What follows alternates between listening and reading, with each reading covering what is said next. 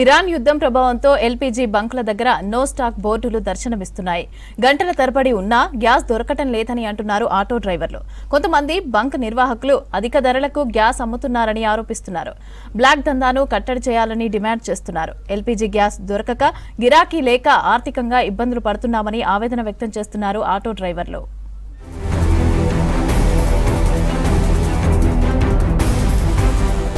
హైదరాబాద్ లో గ్యాస్ కొరతతో ఇబ్బందులు పడుతున్నారు ఆటో డ్రైవర్లు. అమెరికా, ఇజ్రాయెల్, ఇరాన్ దేశాల మధ్య నెలకొన్న పరిస్థితుల ప్రభావం ఎల్పీజీ సరఫరాపై పడింది. కొన్ని రోజులుగా నగర వ్యాప్తంగా ఎల్పీజీ కొరత తీవ్రమైంది. ఎప్పుడు గ్యాస్ వస్తుందో, ఎప్పుడు బంకులు తెరుచుకుంటాయో అని వేలాది మంది ఆటో డ్రైవర్లు పడిగాపులు కాస్తున్నారు.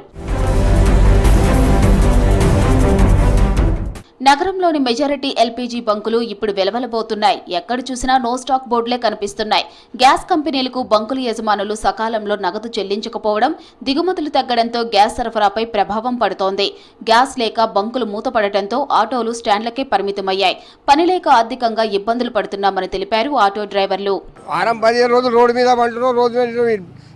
ఇంటికాడ పిల్లలు గిల్లలు ఏం తినాలి, మేము ఎట్లా బతకాలి చెప్పండి. మా పరిస్థితి రోడ్డు మీద పండుకున్నాం. 3 రోజుల నుంచి పంపోలకు అడగండి. అటు పోలేము, ఇటు రాలేము. రోడ్డు మీద ఏడంటే ఆడ చేస్తున్నాం. చెప్పండి, ఏడ దొరకట్లేదు ఎల్పీజీ, ఏడ లేదు.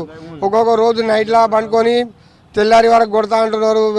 ఇప్పుడు ఏమో ఫస్ట్కి వస్తూ ఉంటుంది, సెకండ్కి వస్తూ ఉంటుంది, 5 తారీఖు వస్తూ అంటున్నారు. ఏం చేయాలి ఇప్పుడు, ఎట్లా బతకాలి? ఓపెన్ చేసి ఉన్న బంకు ముందు కిలోమీటర్ల మేర ఆటోలు క్యూ కడుతున్నాయి. తెల్లవారుజాము నుంచే బారులు తీరుతున్నారు. గంటల కొద్దీ లైన్లలో నిల్చున్నా తమ వంతు వచ్చేసరికి గ్యాస్ అయిపోతుందన్నారు డ్రైవర్లు. స్టాక్ తక్కువగా ఉండటంతో ధరలు పెంచేస్తున్నాయి గ్యాస్ బంకులు. దీంతో పెరిగిన రేట్లకు గ్యాస్ కొనుగోలు చేస్తున్నారు. రోజుకు 500 రూపాయలు సంపాదించడమే కష్టంగా ఉందంటున్నారు ఆటో డ్రైవర్లు. 8 दिन से ना यहाँ गैस आ रही नहीं, शॉर्टेज होते जा रहा। फिर अभी 5 तारीख से पहले शॉर्टेज नहीं करते बोले।